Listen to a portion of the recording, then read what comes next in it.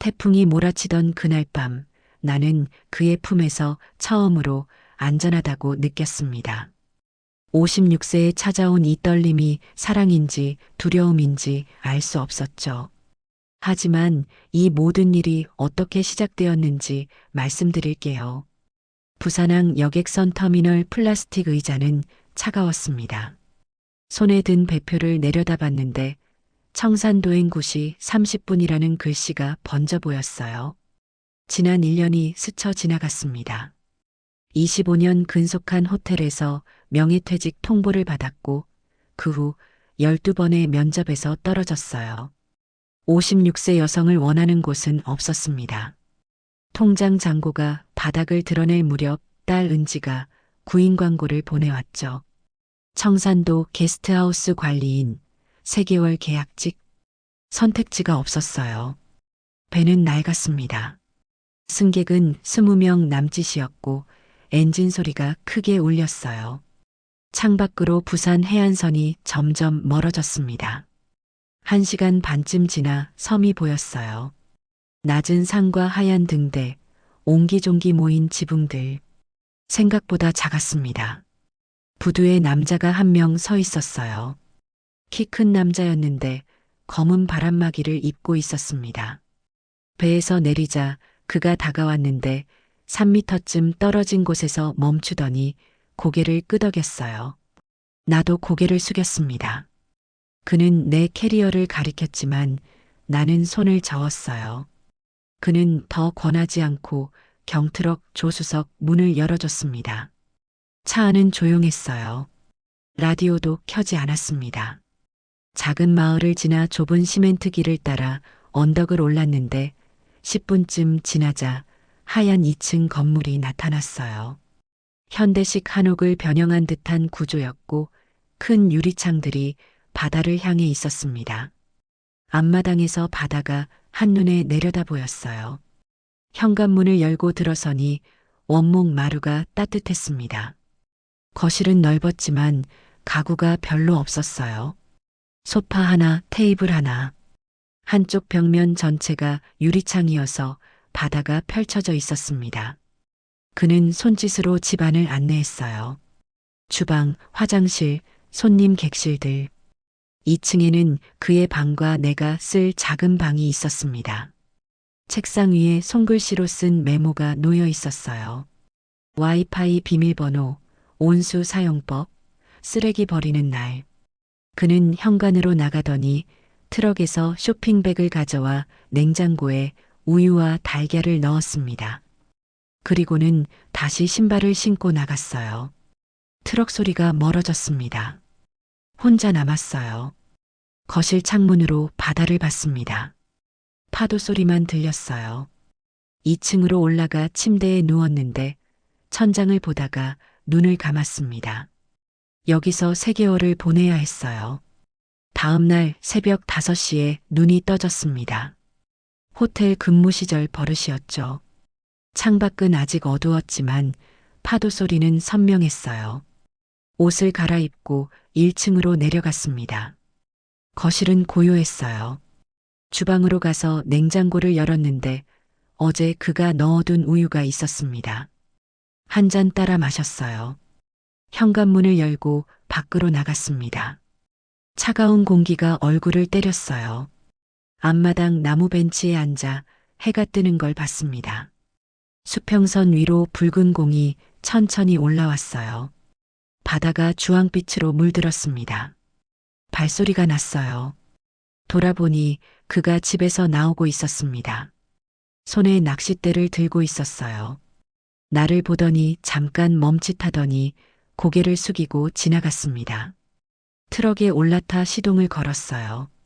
차가 언덕을 내려가며 멀어졌습니다. 안으로 들어가 일을 시작했어요. 1층 객실 3개를 열어봤는데 모두 비어 있었고 먼지가 쌓여 있었습니다. 진공 청소기를 돌리고 바닥을 닦았어요. 유리창도 닦았습니다. 오전 내내 3개 객실을 정리했는데 끝났을 때는 정오가 넘어 있었어요. 점심을 간단히 먹었습니다.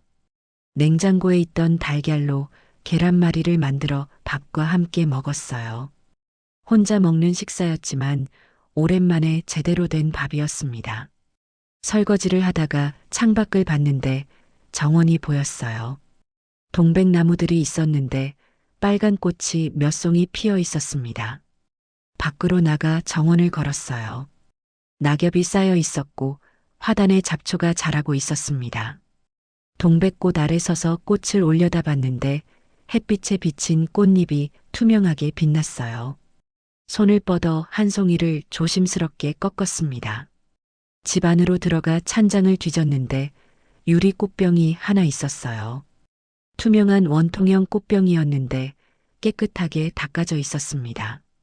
싱크대에서 물을 받아 꽃병에 채우고 동백꽃을 꽂았어요.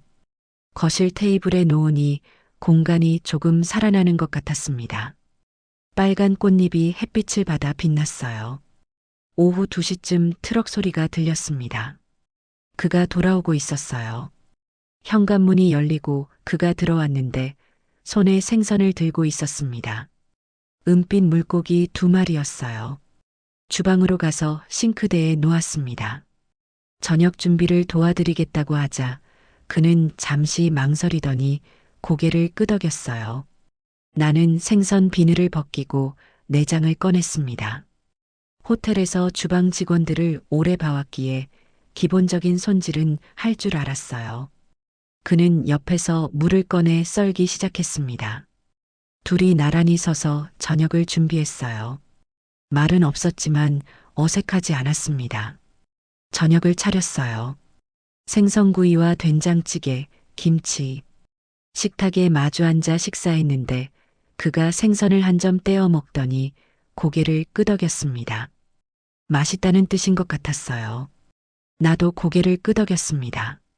식사 후 설거지를 하는데 그가 다가와 행주를 들었어요. 내가 씻으면 그가 닦았습니다. 둘이서 조용히 설거지를 마쳤어요. 그는 행주를 걸어두고 거실로 갔습니다. 나는 싱크대를 마저 닦았어요. 거실로 가니 그가 소파에 앉아 창밖을 보고 있었습니다. 해가 지고 있었어요. 나는 반대편 소파에 앉았습니다. 둘이서 말없이 노을을 봤어요. 하늘이 붉게 물들었다가 점점 어두워졌습니다. 별이 하나둘 떠올랐어요. 그가 일어나 2층으로 올라갔습니다. 나도 내 방으로 갔어요. 침대에 누워 창문을 열었는데 파도 소리가 들어왔습니다. 차가운 공기와 함께요. 눈을 감았어요. 첫날은 그렇게 지나갔습니다. 일주일이 지났습니다. 패턴이 생겼어요. 새벽 5시에 일어나면 그는 6시에 낚시를 나갔고 오전에는 객실을 정리하고 빨래를 돌렸습니다. 점심 후에는 정원을 돌봤어요. 그는 오후 2시쯤 돌아와서 집 주변을 손보거나 보수 작업을 했습니다. 저녁 6시에 함께 식사하고 8시쯤 각자 방으로 들어갔죠. 말은 적었어요. 필요한 것만 주고받았습니다. 쓰레기는 어디에 버리는지, 정원 호스는 어디 있는지. 하지만 불편하지 않았어요. 오히려 편했습니다. 호텔에서는 늘 말을 해야 했거든요. 여기서는 침묵이 허락됐어요. 비수기라 손님은 거의 없었습니다. 2주가 지나서야 처음으로 손님이 왔어요. 중년 부부였는데 50대 후반쯤 돼 보였습니다. 체크인을 받고 객실을 안내했어요. 부부는 바다가 보이는 창문에 만족스러워하며 짐을 풀었습니다. 저녁 식사를 준비했어요. 그가 잡아온 전복으로 죽을 끓였고 생선구이도 했습니다. 부부가 식탁에 앉아 맛있게 먹는 모습을 주방에서 봤어요. 남편이 아내에게 죽을 떠서 입에 넣어주고 아내가 웃으며 받아먹는 장면. 가슴 한쪽이 저렸습니다. 저런 다정함을 나는 가져본 적이 없었어요. 뒤에서 기척이 났어요. 돌아보니 그가 서 있었습니다. 그도 부부를 보고 있었는데 눈빛이 쓸쓸해 보였어요. 우리 눈이 마주쳤고 그는 작게 미소 지으며 돌아섰습니다. 서재로 들어가는 소리가 들렸어요. 다음 날 부부가 체크아웃 했습니다. 좋았다고 다시 오겠다고 인사하며 떠났어요. 객실을 정리하는데 침대 시트를 벗기다가 문득 생각했습니다. 저 부부는 30년을 함께 살았을 거예요. 나는 20년을 전 남편과 살았지만 단 한 번도 저렇게 웃어본 적이 없었습니다. 한 달째 되던 날 오후였어요. 정원에서 동백꽃을 몇 송이 더 꺾었습니다. 꽃병을 깨끗이 씻고 새 물을 받으려고 싱크대 앞에 섰어요. 꽃병을 들어 올리는데 손에 물기가 있었던 걸 미처 몰랐습니다. 미끄러졌어요. 꽃병이 손에서 빠져나갔습니다. 시간이 느리게 흐르는 것 같았어요. 투명한 유리꽃병이 공중에서 회전하며 떨어졌습니다. 바닥에 부딪히는 순간 날카로운 소리가 났어요. 팡!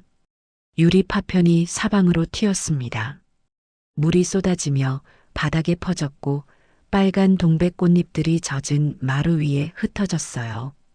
온몸이 얼어붙었습니다. 유리 파편들이 햇빛을 받아 반짝였어요. 물에 젖은 꽃잎들, 산산이 부서진 꽃병, 손이 떨렸습니다. 숨이 가빠졌어요. 과거가 밀려왔습니다. 20년 전 그 집의 주방, 설거지하다가 그릇을 떨어뜨렸을 때, 바닥에 깨진 도자기 조각들, 그리고 뒤에서 들려온 발소리, 술 냄새를 풍기며 다가오던 전 남편, 이것도 못하냐는 고함 소리, 날아오던 손, 발소리가 들렸어요. 2층에서 누군가 내려오고 있었습니다. 계단을 밟는 소리가 가까워졌어요. 복도를 지나 주방 쪽으로 오는 발소리, 본능적으로 몸을 움츠렸습니다. 어깨가 올라갔고 팔이 저절로 얼굴 앞으로 올라갔어요. 눈을 질끈 감았습니다. 맞을 준비를 했어요. 하지만 아무 일도 일어나지 않았습니다. 발소리가 주방 입구에서 멈췄어요. 침묵이 흘렀습니다. 한참 후에 목소리가 들렸는데 멀리서 들려왔습니다. 다치셨냐고 물어왔어요. 낮고 조용한 목소리였습니다. 천천히 눈을 떴어요. 그는 주방 입구에 서 있었는데 3미터는 떨어진 거리였습니다. 가까이 오지 않았어요. 그냥 거기 서서 나를 보고 있었습니다. 얼굴에 걱정이 가득했어요. 죄송합니다. 떨리는 목소리로 말했어요. 제가 조심성이 없어서 변상하겠습니다. 그는 고개를 저었어요. 다치지 않으셨으면 됐다고 그냥 꽃병일 뿐이라고 했습니다. 그리고 움직이지 말라고 유리 파편에 다칠 수 있다고 말했어요. 현관 쪽으로 가는 발소리가 들렸습니다.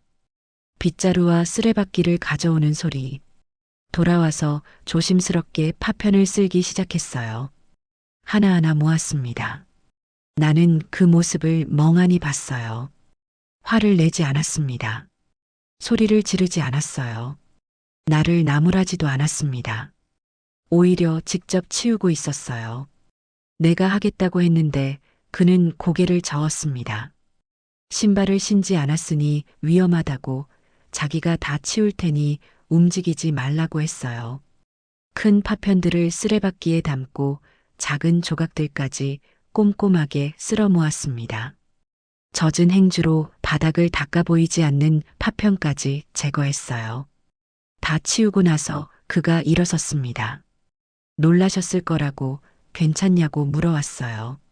그리고 자기가 갑자기 다가가서 미안하다고 앞으로는 멀리서 먼저 말을 걸겠다고 했습니다. 목이 메었어요. 대답할 수가 없었습니다. 고개만 끄덕였어요. 그는 쓰레기를 버리러 밖으로 나갔습니다. 나는 그 자리에 주저앉았어요. 다리에 힘이 풀렸거든요. 동백꽃잎 몇 개가 아직 바닥에 남아 있었는데 물에 젖어 선명한 빨간색이었습니다. 이해할 수 없었어요. 왜 화를 내지 않는 걸까요?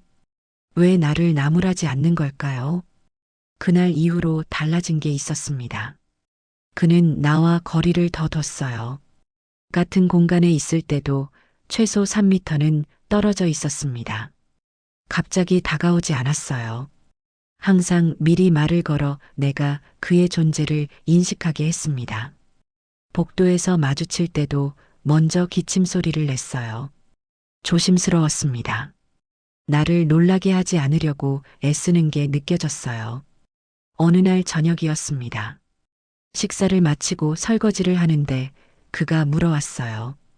테라스에 나가 차라도 마시지 않겠냐고. 따라 나갔습니다. 11월 말이라 공기가 차가웠는데 담요가 의자 위에 준비되어 있었어요. 앉아서 무릎에 담요를 덮었습니다. 그는 따뜻한 차를 가져왔어요. 대추차였습니다. 손으로 잔을 감싸니 온기가 전해졌어요. 말없이 앉아 있었습니다. 별이 떠올랐어요. 수없이 많은 별들이 하늘 가득 박혀 있었습니다. 그가 천천히 입을 열었어요. 자기 아내 이야기를 꺼냈습니다.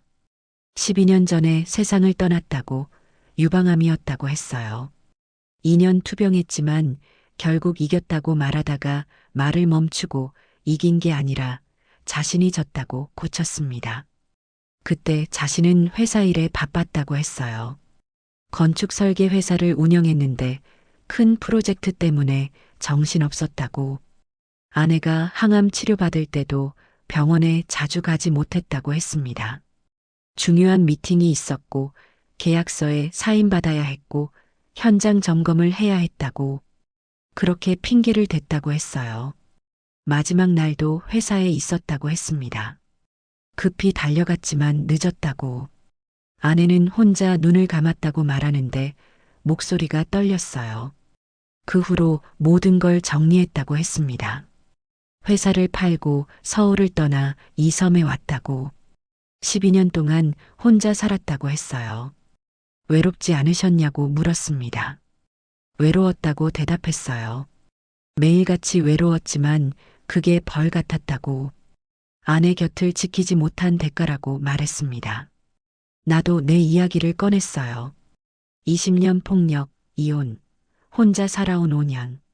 아직도 두렵다는 것, 남자가 무섭다는 것, 천둥 소리만 들어도 떤다는 것, 큰 소리에 움찔한다는 것.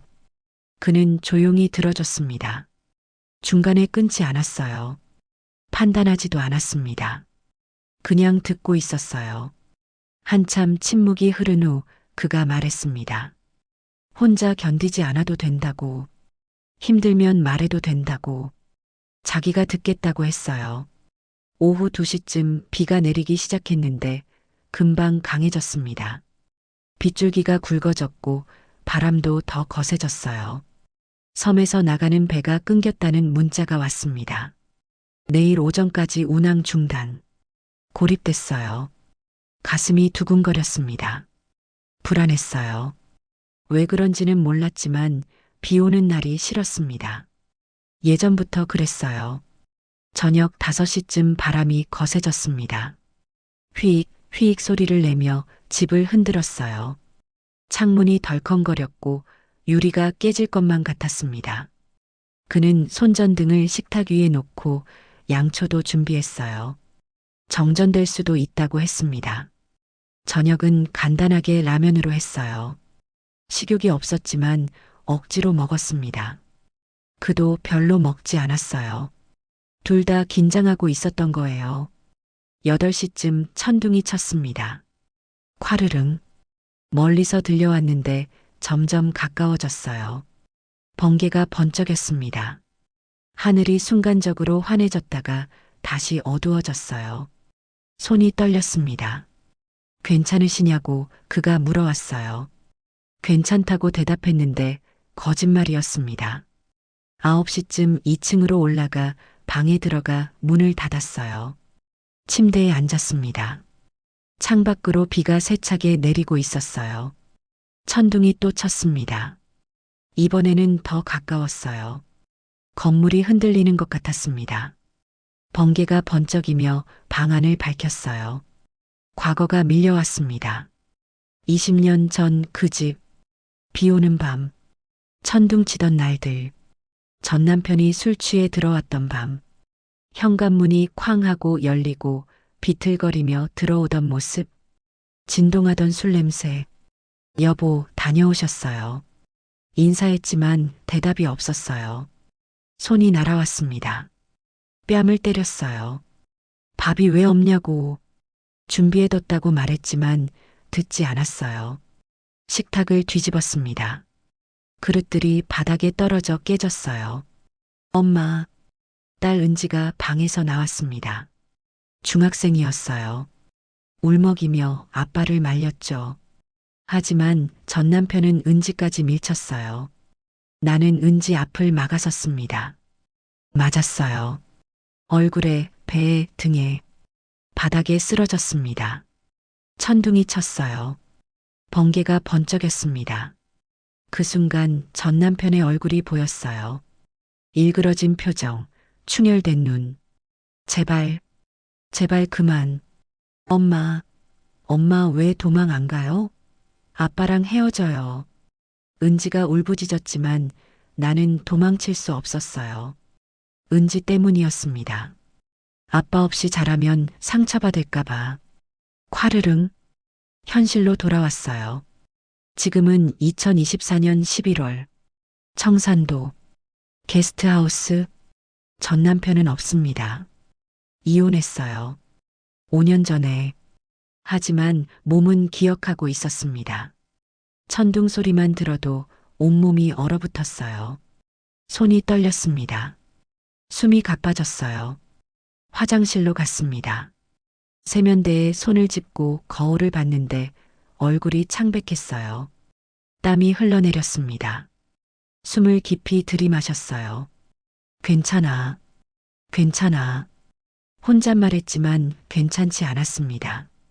천둥이 또 쳤습니다. 더 크게, 더 가까이. 비명이 나왔어요. 손으로 입을 막았지만 늦었습니다. 소리가 새어나갔어요. 다리에 힘이 풀렸습니다. 바닥에 주저앉아 무릎을 끌어안고 몸을 웅크렸어요. 떨렸습니다. 온몸이 떨렸어요. 노크 소리가 들렸습니다. 괜찮으시냐고 물어오는 목소리. 그였어요. 대답할 수 없었습니다. 목소리가 나오지 않았어요. 문 열어도 되겠냐고 조심스럽게 물어왔습니다. 침묵. 문이 천천히 열렸어요. 복도에 그가 서 있었습니다. 화장실 문 앞까지 왔는데 안으로 들어오지 않았어요. 그냥 거기 섰습니다. 나를 봤을 거예요. 바닥에 쪼그리고 앉아 떨고 있는 모습을요. 천천히 무릎을 꿇었습니다. 복도에서요. 내 눈높이에 맞춰서요. 하지만 가까이 오지 않았어요. 3미터쯤 떨어진 거리. 괜찮습니다. 조용한 목소리로 말했어요. 안전합니다. 아무도 해치지 않습니다. 눈물이 흐릿하게 그를 가렸습니다. 저를 보세요. 천천히 말했어요. 같이 숨 쉬어요. 하나, 둘, 셋. 들이마시고. 하나, 둘, 셋. 내쉬고. 그의 목소리를 따라갔습니다. 하나, 둘, 셋. 숨을 들이마셨어요. 하나, 둘, 셋. 내쉬었습니다. 점차 호흡이 안정됐어요. 떨림이 가라앉았습니다. 물 가져오겠습니다. 움직이지 마시고 기다리세요. 일어나 계단을 내려가는 소리. 1분쯤 지나 다시 올라오는 발소리. 손에 머그잔을 들고 있었어요. 다시 무릎을 꿇고 머그잔을 바닥에 놓아 살짝 밀어줬습니다. 내가 손만 뻗으면 닿을 거리였어요. 따뜻한 물입니다. 천천히 드세요. 머그잔을 잡았는데 손이 떨려서 물이 흔들렸습니다. 한 모금 마셨어요. 따뜻했습니다. 그는 그 자리에 앉아 있었어요. 말없이요. 그냥 거기 있어줬습니다. 천둥이 또 쳤는데 움찔했지만 조금 전보다는 덜 무서웠어요. 제 아내도 천둥을 무서워했습니다. 조용히 말을 꺼냈어요. 어릴 때 트라우마가 있었다고 들었습니다. 천둥 치는 날이면 발작처럼 떨었어요. 저는 그때 뭘 해야 할지 몰랐습니다. 계속했어요. 병원에 데려가야 하나, 약을 먹여야 하나. 의사한테 물어봤습니다. 뭐라고 하던가요? 떨리는 목소리로 물었어요. 그냥 곁에 있어주라고 하더군요. 대답했습니다. 아무 말하지 말고, 억지로 진정시키려 하지 말고, 그냥 옆에 있으라고요. 효과가 있었냐고 물었습니다. 있었습니다. 고개를 끄덕였어요. 시간이 걸렸지만 진정됐어요. 제가 옆에 있다는 것만으로도 위로가 됐다고 나중에 말하더군요. 침묵이 흘렀습니다. 바람 소리만 들렸어요. 하지만 저는 자주 옆에 있지 못했습니다. 말을 이었어요. 회사 일이 바빴어요. 중요한 프로젝트, 미팅, 출장. 아내가 아프다고 전화하면 조금만 기다리라고 했습니다. 일 끝나고 가겠다고. 하지만 일은 끝나지 않았어요. 목소리가 낮아졌습니다. 마지막 날도 회사에 있었습니다. 아내가 위독하다는 전화를 받고 급히 병원으로 갔어요. 차를 몰면서 빌었습니다. 제발 기다려달라고.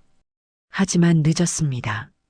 병실 문을 열었을 때 아내는 이미 눈을 감고 있었어요. 혼자였습니다. 고개를 숙였어요. 그게 12년 전입니다. 그 후로 저는 모든 걸 정리했어요. 회사를 팔고 서울을 떠나 이 섬에 왔습니다. 왜 섬이었냐고 물었어요. 도망치고 싶었습니다. 대답했어요. 사람들한테서, 기억들로부터, 그리고 무엇보다 저 자신한테서요. 고개를 들어 나를 봤어요. 혼자 있는 게 무섭습니다. 특히 천둥치는 날에는요. 그 두려움 압니다. 눈물이 흘렀습니다. 이해받는다는 느낌이었어요. 저 죄송합니다. 떨리는 목소리로 말했어요. 보기 안 좋으셨을 텐데요. 아닙니다. 고개를 저었어요. 누구나 트라우마는 있어요. 부끄러운 게 아닙니다. 저는 20년 동안 폭력에 시달렸습니다. 말을 꺼냈어요. 전 남편이 술만 마시면 때렸어요. 특히 비 오는 날에 심했죠. 천둥만 치면 술 마시고 들어왔어요. 그래서 천둥 소리만 들어도 몸이 굳습니다. 계속 말했어요. 과거로 돌아가는 것 같아요. 그때 그 집, 그때 그 남자. 조용히 들어줬습니다. 딸이 있었습니다. 말을 이었어요. 딸 때문에 참았어요. 아빠 없이 자라면 상처받을까봐. 그래서 20년을 버텼죠. 은지가 대학생이 됐을 때 말했습니다. 엄마 이혼하라고. 자기 때문에 참지 말라고. 그제야 이혼했어요. 5년 전이었습니다. 하지만 트라우마는 남았습니다. 천둥만 들으면 이렇게 돼요. 한심하지 않습니다. 단호하게 말했어요. 20년을 버티고 빠져나온 겁니다. 대단한 거예요. 고맙다고 했습니다. 진심으로요. 천둥 소리가 멀어지고 있었어요. 태풍이 지나가는 것 같았습니다. 1층으로 내려가시겠습니까? 물어왔어요. 따뜻한 차라도 드릴게요. 고개를 끄덕였습니다. 먼저 일어나 계단으로 갔어요. 나는 천천히 일어나 따라갔습니다. 다리에 힘이 없었지만 걸을 수 있었어요.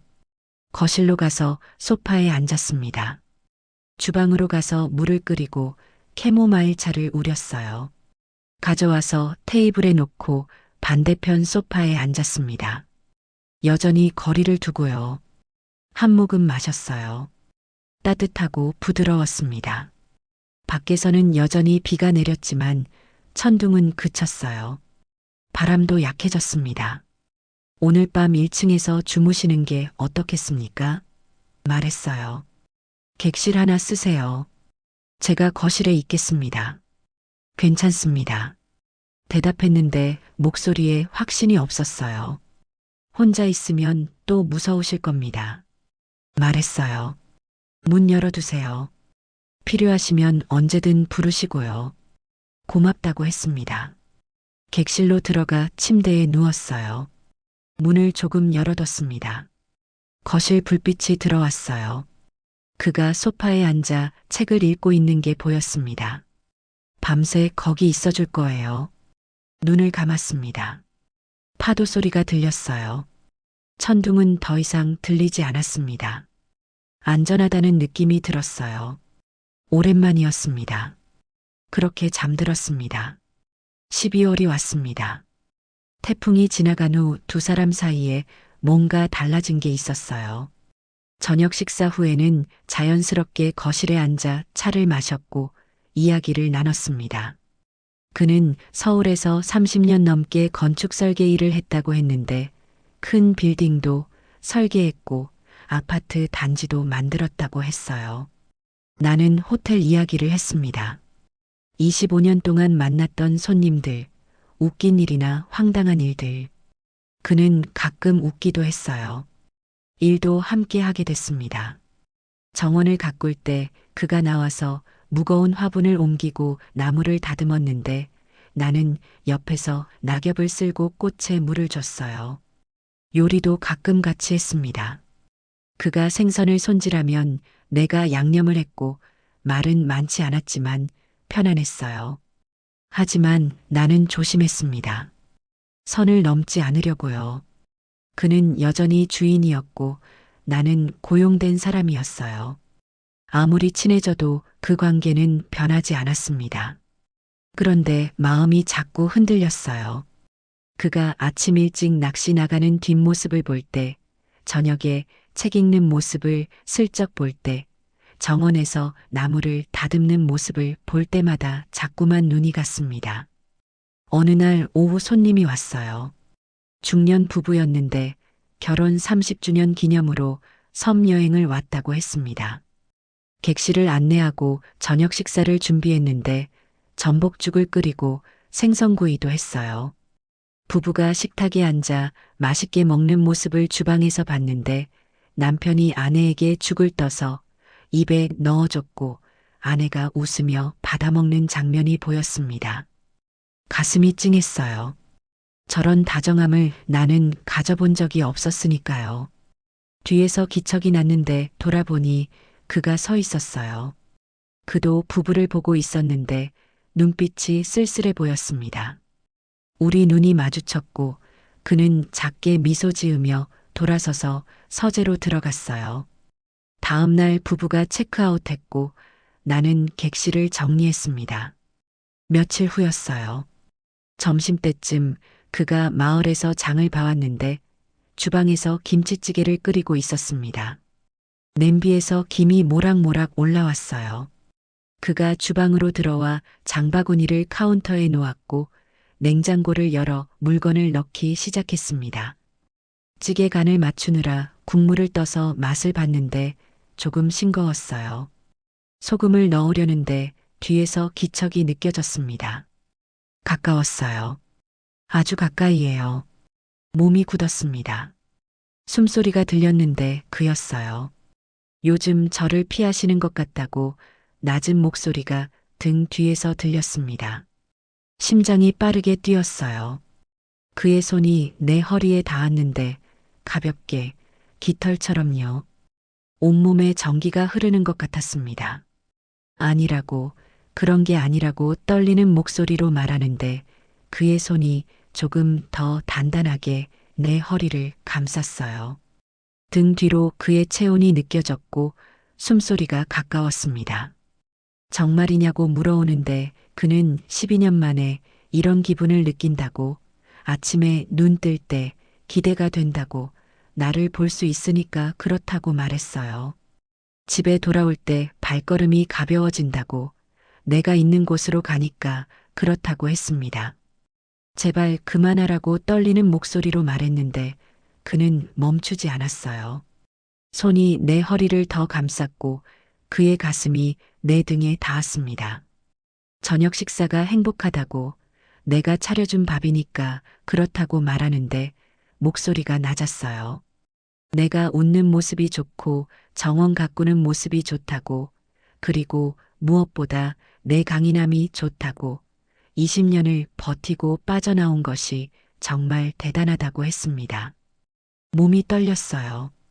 과거가 스쳐 지나갔는데 전 남편이 술 취해 뒤에서 껴안던 순간들이 떠올랐습니다. 그 다음엔 항상 폭력이 따라왔어요. 아니야, 이 사람은 달라. 다른 사람이야. 스스로에게 말했지만 몸은 기억하고 있었어요. 본능적으로 두려웠습니다. 그의 손이 내 손등을 덮었는데 아직도 국자를 쥐고 있었던 손이었어요. 조심스럽게 국자를 빼서 내려놓았습니다. 돌아봐 주겠냐고 내 이름을 부르는데 나는 고개를 저었어요. 돌아볼 수 없었습니다. 그를 보면 무너질 것 같았거든요. 두렵다고, 너무 두렵다고 떨리는 목소리로 말하는데 무엇이 두려우냐고 물어왔어요. 다시 믿는 게, 다시 상처받는 게 두렵다고 울먹이며 말했습니다. 그의 팔에 힘이 들어갔어요. 조금 더 세게 안았는데 절대 상처드리지 않겠다고 평생 걸고 약속한다고 단호하게 말했습니다. 하지만 나는 망가진 사람이라고 트라우마 많고 나이 들었다고 눈물이 뚝뚝 떨어지며 말하는데 아니라고 내가 가장 강한 사람이라고 말하면서 그는 내 어깨에 턱을 기댔어요. 우리는 어울리지 않는다고 나는 고용된 사람이고 그는 고용주라고 나는 청소하고 요리하고 빨래하는 사람이라고 목소리가 떨리며 말했는데 그게 뭐가 중요하냐고 물어왔어요. 중요하다고 사람들이 뭐라고 하겠냐고 나이든 가정부랑 사귄다고 할 거라고 소리쳤습니다. 갑자기 몸을 돌렸어요. 그와 마주봤습니다. 그의 팔에서 벗어났어요. 그의 얼굴이 보였는데 30cm도 안 되는 거리였고 그의 눈빛이 간절했습니다. 다시 사랑할 준비가 안 됐다고 20년 맞고 살았고 5년 전에 겨우 빠져나왔다고 아직도 천둥만 치면 떨고 큰 소리만 들어도 움찔한다고 이런 사람이라고 목소리가 떨리며 말했어요. 다 안다고 그런데도 나를 사랑한다고 그가 고개를 끄덕이며 말하는데 그 말에 무너졌습니다. 울음이 터져 나왔어요. 그가 손을 뻗어 내 뺨에 닿으려 했는데 나는 뒤로 물러섰습니다. 그의 손을 피했어요. 안 된다고, 이러면 안 된다고 고개를 저었는데 그가 다가왔어요. 오지 말라고, 제발이라고 손을 들어 막았는데 그는 멈췄습니다. 표정이 일그러졌어요. 침묵이 흘렀는데 천천히 생각해 보라고, 자기가 기다리겠다고, 얼마든지 기다리겠다고 조용히 말했습니다. 안 된다고, 기다리지 말라고 고개를 저었는데 왜냐고 물어왔어요. 여기서 더 이상 일할 수 없을 것 같다고 숨을 들이마시며 말했는데 그의 얼굴이 굳었습니다. 떠나겠다는 거냐고 물어오는데 고개를 끄덕였어요. 눈물이 흘렀지만 고개를 끄덕였습니다. 그가 한 발짝 뒤로 물러서며 고개를 숙였는데 알겠다고, 붙잡지 않겠다고 낮은 목소리로 말했어요. 하지만 마음이 바뀌면 언제든 돌아오라고, 자기가 여기 있겠다고 고개를 들어 말했습니다. 대답하지 못했어요. 그가 주방을 나가는 발소리, 현관 쪽으로 가는 소리, 문 열리는 소리, 트럭 시동 거는 소리. 차가 멀어졌습니다. 혼자 남아 바닥에 주저앉았는데 다리에 힘이 풀렸거든요. 등을 찬장에 기대고 소리내서 울었어요. 왜 이렇게 아플까 혼잣말했는데 나는 그가 좋았어요. 사랑하는지도 몰랐습니다. 하지만 두려웠어요. 다시 믿었다가 상처받을까봐, 다시 사랑했다가 혼자 남겨질까봐요. 20년 폭력의 기억이 나를 붙잡고 있었는데 5년이 지났지만 여전했습니다. 1시간쯤 지나 일어나 얼굴을 씻고 거울을 봤는데 빨개진 눈과 부은 얼굴이 보였어요. 2층으로 올라가 캐리어를 꺼내 침대 위에 펼치고 옷을 개기 시작했습니다. 옷장에서 하나씩 꺼내서요. 떠나야 했어요. 지금 당장. 이대로 있으면 안 됐는데 마음이 더 깊어지기 전에 떠나야 했습니다. 짐을 다 쌌는데 많지 않았어요. 왔을 때와 똑같았습니다. 책상 서랍을 열어 편지지를 꺼내고 펜을 잡았는데 손이 떨렸지만 써야 했어요. 정말 감사했다고 2달 동안 너무 잘 대해줘서 평생 잊지 못할 거라고 썼습니다. 하지만 더 이상 여기 있을 수 없다고, 준비가 안 됐다고, 다시 사랑하는 것과 다시 믿는 것이 너무 두렵다고 적었어요. 이해해달라고, 행복하라고 편지를 접어 봉투에 넣고 책상 위에 놓았습니다. 캐리어를 들고 1층으로 내려가 현관에 섰는데 마지막으로 거실을 봤어요. 소파, 테이블, 바다가 보이는 창, 2달 동안 살았던 곳. 눈물이 또 났습니다. 돌아서서 문을 열고 나갔는데 앞마당을 가로질러 언덕길을 내려갔어요. 캐리어 바퀴가 시멘트 바닥을 굴렀고 뒤돌아보지 않았습니다. 뒤돌아보면 무너질 것 같았으니까요. 1시간쯤 걸어 마을에 도착했는데 작은 민박집이 있었어요. 들어가서 오늘 밤 묵을 수 있냐고 물었고 주인 할머니가 고개를 끄덕이며 방으로 안내해줬습니다. 짐을 풀고 침대에 앉아 휴대폰을 꺼내 은지한테 문자를 보냈어요. 게스트하우스 그만뒀다고, 내일 부산 들어간다고 적었는데 답장이 금방 왔습니다. 왜냐고, 무슨 일 있었냐고 물어왔지만 대답하지 않고 휴대폰을 내려놓았어요. 창밖을 봤는데 해가 지고 있었어요. 바다가 주황빛으로 물들었는데 그는 지금 뭘 하고 있을까 생각했습니다. 편지를 봤을까, 실망했을까요? 가슴이 미어졌는데 하지만 이게 맞다고, 이게 우리 둘 다한테 좋은 거라고 스스로한테 말했지만 믿어지지 않았어요. 밤이 왔는데 잠들지 못하고 천장만 봤습니다. 그의 얼굴이 떠올랐고 그의 목소리가 들리는 것 같았어요. 12년 만에 이런 기분을 느낀다고 했던 그 말. 눈을 감았는데 눈물이 흘렀습니다. 미안해요. 혼잣말했어요. 나는 겁쟁이에요. 사랑할 용기가 없어요. 그렇게 밤이 깊어갔습니다. 다음 날 아침 일찍 배를 탔습니다. 민박집 할머니가 부두까지 태워다 줬는데 고맙다고 인사하자 할머니는 아무 말 없이 고개만 끄덕였지만 눈빛이 안쓰러워 보였어요. 배에 올라 2층 객실 창가 자리에 앉았는데 배가 출항하자 섬이 멀어졌습니다. 언덕 위 하얀 건물이 보였는데 게스트하우스, 그가 있는 곳이었어요. 눈물이 났습니다. 참으려 했지만 흘러내렸어요.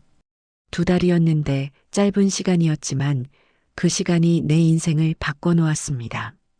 12년 만에 다시 심장이 뛴다던 그의 말처럼 나도 5년 만에 다시 누군가를 느꼈어요. 하지만 두려웠습니다. 너무 두려웠어요.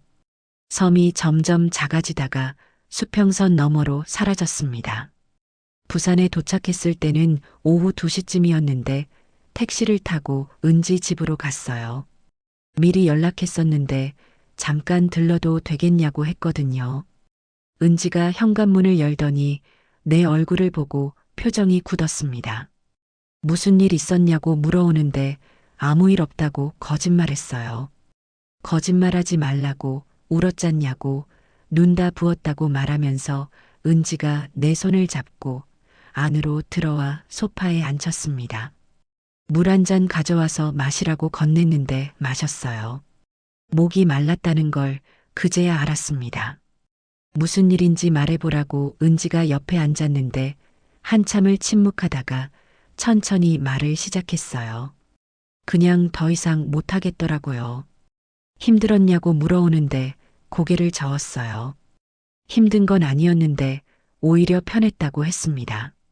그럼 왜냐고 물어오는데 입술을 깨물었어요. 눈물이 또 났습니다.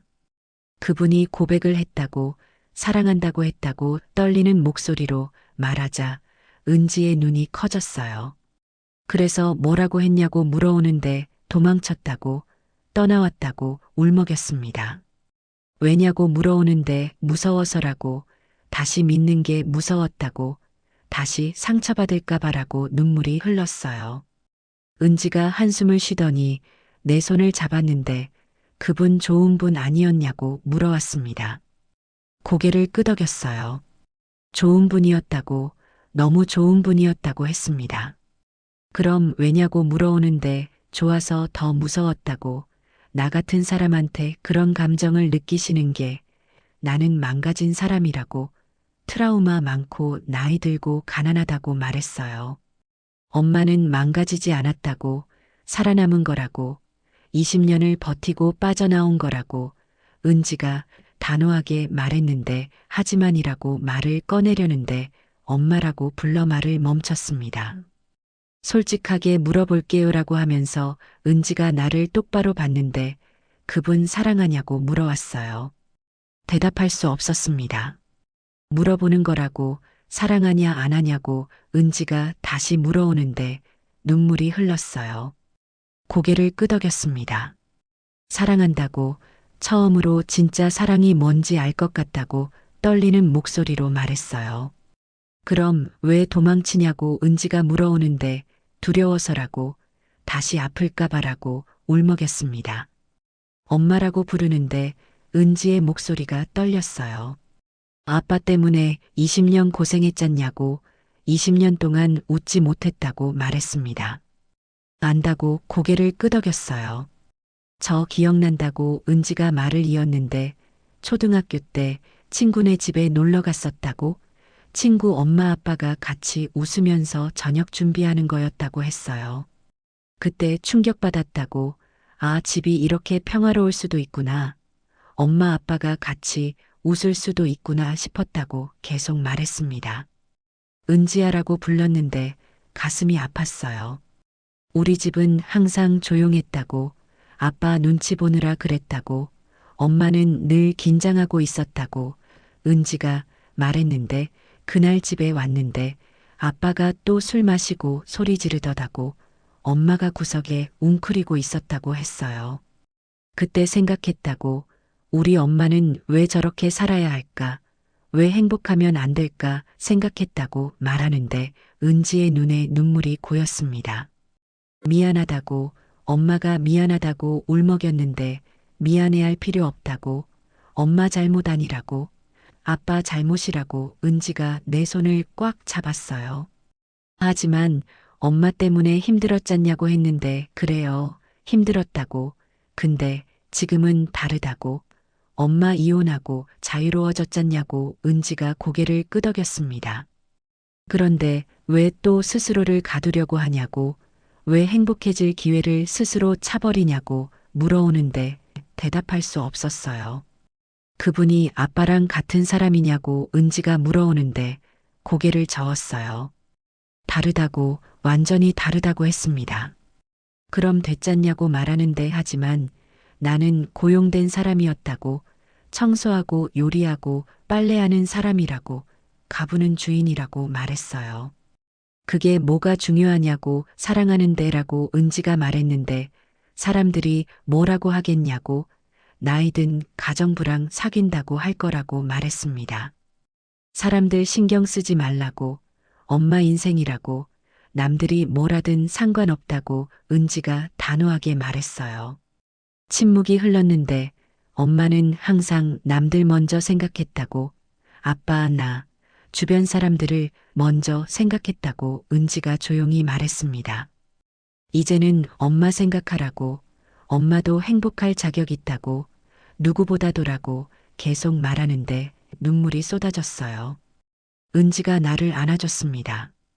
엄마 지난번에 전화했을 때 목소리 달랐다고, 밝았다고, 살아있는 것 같았다고 은지가 말했는데 5년 동안 엄마 목소리 한 번도 그렇게 밝은 적 없었다고, 그때 알았다고, 아, 엄마가 행복하구나 싶었다고 했어요.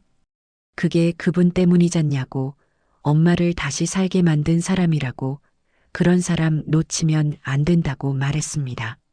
하지만 무섭다고 울었는데 무서워도 해야 한다고, 시도도 안 하고 포기하면 후회한다고, 평생이라고 은지가 말했어요. 한참을 울었는데 은지가 계속 안아줬습니다. 울음이 멈췄을 때 은지가 그분한테 연락해봤냐고 물어왔는데 고개를 저었어요. 편지만 남기고 왔다고, 떠난다고, 준비가 안 됐다고 썼다고 말했습니다. 은지가 한숨을 쉬더니 내일 같이 섬 가자고, 그분 만나러 가자고, 자기가 같이 갈게요라고 말했어요. 안 된다고, 창피하다고 고개를 저었는데 뭐가 창피하냐고, 사랑하는 사람한테 다시 돌아가는 게냐고 은지가 물어왔습니다. 하지만이라고 말을 꺼내려는데 결정하라고, 지금 결정 안 하면 평생 후회할 거라고 은지가 단호하게 말했어요. 그날 밤 은지 집에서 잤는데 침대에 누워 천장을 봤습니다. 은지 말이 맞았어요. 시도도 안 하고 포기하면 후회할 거였습니다. 그의 얼굴이 떠올랐는데 그의 목소리, 눈빛, 미소가 생각났어요. 사랑한다는 고백, 떨리는 목소리, 간절한 눈빛. 가슴이 아팠습니다.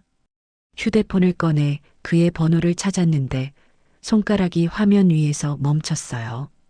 뭐라고 말하지? 미안하다고? 돌아가도 되겠냐고? 용기가 나지 않았습니다. 휴대폰을 내려놓고 눈을 감았는데 내일 직접 가서 말하자고 다짐했어요. 다음 날 아침 일찍 일어났는데 은지가 이미 준비하고 있었어요. 커피를 내리고 있었는데 엄마 준비됐냐고 물어와서 고개를 끄덕였습니다. 떨렸지만 준비됐어요. 배 시간 맞춰서 부산항으로 갔는데 은지가 운전했고 나는 조수석에 앉아 창밖만 봤어요. 배에 올랐는데 이틀 만에 다시 타는 배, 똑같은 노선이었지만 마음은 완전히 달랐습니다. 이번에는 도망치는 게 아니었어요. 돌아가는 거였죠. 은지가 옆에 앉아 내 손을 잡아줬는데 괜찮을 거라고, 엄마 용기 있다고 조용히 말했어요. 고개를 끄덕였지만 손은 계속 떨렸습니다.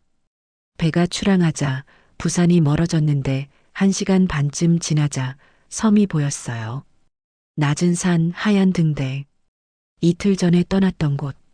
배가 부두에 닿아 내렸는데 은지가 내 팔을 잡아줬어요. 어디로 가냐고 물어와서 게스트하우스라고, 언덕 위라고 대답했습니다. 걸어갈 거냐고 물어오는데 고개를 끄덕였어요. 차 부를 시간이 없었고 걷고 싶었습니다. 마음을 정리할 시간이 필요했거든요. 마을을 지나 언덕길로 접어들었는데 가파른 오르막이었고 숨이 찼지만 계속 걸었습니다. 천천히 가라고 은지가 말했는데 괜찮다고, 빨리 가야 한다고 대답했어요. 30분쯤 걸었을 때 게스트하우스가 보였는데 하얀 건물, 바다가 보이는 집이었어요. 가슴이 두근거렸습니다. 앞마당에 들어섰는데 조용했어요. 트럭이 주차되어 있었는데 그가 있다는 뜻이었죠. 현관문 앞에 섰는데 손이 떨렸습니다. 노크할까요라고 은지가 물어오는데 고개를 저었어요. 잠깐만요. 심호흡을 했어요. 하나, 둘, 셋. 노크했습니다. 똑, 똑, 똑. 대답이 없었어요. 다시 노크했는데 똑, 똑, 똑. 발소리가 들렸습니다. 가까워졌어요. 문이 열렸습니다. 그가 서 있었어요. 우리 눈이 마주쳤는데 그의 얼굴이 창백해 보였어요. 수염이 조금 자라 있었고 머리가 헝클어져 있었는데 이틀 동안 제대로 자지 못한 것 같았습니다. 내 이름을 떨리는 목소리로 불렀어요. 대답할 수 없었습니다. 목이 메었어요. 돌아온 거냐고 물어오는데 고개를 끄덕였어요. 눈물이 흘렀습니다. 그가 한 발짝 나왔는데 가까이 오지 않았어요. 여전히 거리를 뒀습니다. 왜냐고, 왜 돌아왔냐고 물어오는데 나는 겁쟁이라고, 도망쳤다고, 두려워서 도망쳤다고 떨리는 목소리로 말했어요. 안다고 고개를 끄덕였습니다. 하지만 도망쳐도 생각만 났다고, 목소리가 들리고 얼굴이 보였다고 계속 말하는데 그의 눈이 붉어졌어요. 딸이 물었다고, 사랑하냐고 물었다고 말했는데 나는 사랑한다고 대답했다고, 처음으로 진짜 사랑이 뭔지 알 것 같다고 눈물이 흘렀습니다. 그가 입술을 깨물었어요. 그런데 도망쳤다고, 미안하다고 울먹였는데 미안해하지 말라고, 이해한다고 말했습니다. 나는 아직도 무섭다고, 다시 믿는 게, 다시 상처받는 게 무섭다고 숨을 들이마시며 말했는데 알고 있다고 조용히 대답했어요. 하지만 없이는 더 이상 못 살 것 같다고 그를 똑바로 보며 말했습니다. 그의 눈에서 눈물이 흘렀어요. 돌아와도 되냐고, 다시 시작해도 되냐고 물었는데 고개를 끄덕이며 한 걸음 다가왔습니다. 천천히 가겠다고, 서두르지 않겠다고, 내가 편한 속도로 가겠다고 말했어요. 고맙다고 울먹였습니다. 그가 손을 뻗었는데 조심스럽게요. 내 손에 닿으려 했죠. 나는 손을 내밀었어요. 우리 손이 닿았는데 따뜻했습니다. 손을 잡았는데 꽉요. 놓지 않겠다는 듯이요. 다시는 혼자 두지 않겠다고 평생이라고 말하는데 눈물이 쏟아졌어요. 하지만 이번에는 슬픔이 아니었습니다. 안도감이었어요. 은지가 다가와 그에게 인사했는데 안녕하세요. 소연 엄마 딸 유은지라고 했습니다. 그가 은지를 보며 고개를 숙여 인사했는데 안녕하세요. 정우진이라고 했어요. 엄마 잘 부탁드린다고, 엄마 20년 고생했다고, 이제 행복하게 해달라고 은지가 말했는데 꼭 그렇게 하겠다고, 평생 걸고 그렇게 하겠다고 단호하게 대답했습니다. 은지가 웃으며 나를 봤는데 저는 내려갈게요. 천천히 이야기하라고 말했어요. 고개를 끄덕이고 고맙다고 입모양으로 말했습니다. 은지가 언덕을 내려가는 뒷모습이 멀어졌어요. 그와 나만 남았습니다. 안으로 들어가겠냐고 물어오는데 고개를 끄덕였어요. 함께 안으로 들어가 거실의 익숙한 바다 풍경을 봤습니다. 소파에 앉았는데 그는 반대편에 앉아 적당한 거리를 뒀어요. 이틀 동안 어떻게 지냈냐고 물어오는데 못 잤다고, 생각만 했다고 솔직하게 대답했습니다. 나도라고, 편지 읽고 잠을 못 잤다고 말했어요. 미안하다고 했는데 아니라고, 이해한다고, 내 입장에서는 당연한 거라고 고개를 저었습니다. 침묵이 흘렀어요. 한 가지만 약속하겠다고 조심스럽게 말을 꺼냈는데 뭐냐고 물었습니다. 절대 서두르지 않겠다고, 내가 준비될 때까지 기다리겠다고, 1년이든 2년이든 기다리겠다고 말했어요. 눈물이 났습니다. 그리고 절대 소리 지르지 않겠다고, 절대 손대지 않겠다고, 내가 불편해하는 일은 하지 않겠다고 계속 말했어요. 고맙다고 떨리는 목소리로 말했는데 증명하겠다고, 매일매일 증명하겠다고, 내가 안심할 때까지 증명하겠다고 말했습니다. 고개를 끄덕였어요. 그날부터 다시 시작했는데 천천히요. 아주 천천히요. 하지만 이번에는 확신이 있었습니다. 우리가 함께 할 수 있다는 것을요. 제시도 6개월이 지났습니다. 5월 초 게스트하우스 정원에서 결혼식을 올렸어요. 바다가 보이는 곳에 20명 남짓 모였는데 섬 주민들과 가족들이었습니다. 나는 연한 베이지색 아마 원피스를 입었고 그는 흰 리넨 셔츠를 입었어요. 마을 이장님이 주례를 봐주셨는데 이 두 분은 인생의 황혼에 만났다고, 늦었지만 그래서 더 소중한 사랑이라고 말했습니다.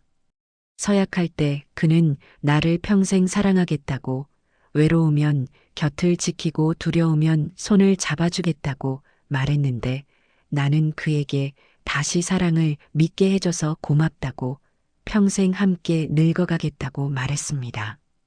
눈물이 흘렀어요. 그도 울고 있었습니다. 키스는 짧았지만 따뜻했어요. 은지가 축사를 했는데 엄마가 그를 만나고 달라졌다고, 행복해 보여서 좋았다고 말했습니다. 그의 아들 재훈도 미국에서 와서 아버지가 12년 만에 처음으로 저렇게 웃으신다고 말했어요. 해가 지고 사람들이 돌아간 후 우리는 정원에 앉아 손을 잡고 노을을 봤습니다. 행복하냐고 그가 물어왔어요. 너무 행복해서 무서울 정도라고 대답했는데 나도라고 웃으며 말했습니다. 우리 100세까지 함께 있을 수 있을까요? 당연하다고, 100세까지도 모자라다고 그가 대답했어요. 웃으며 그의 어깨에 머리를 기댔는데 하늘에 별이 떴습니다. 수없이 많은 별들, 파도 소리가 들렸어요. 규칙적이고 끝없는 소리. 예전에는 그 소리가 외로웠는데 이제는 평화로웠습니다. 사랑한다고 그가 속삭였어요. 나도 사랑한다고 대답했습니다. 바람이 불었는데 그가 담요를 더 덮어줬어요. 따뜻했습니다. 56세에 찾아온 사랑. 늦었지만 진실했고 조심스러웠지만 깊었습니다. 이제 더 이상 혼자가 아니었어요. 그것으로 충분했습니다.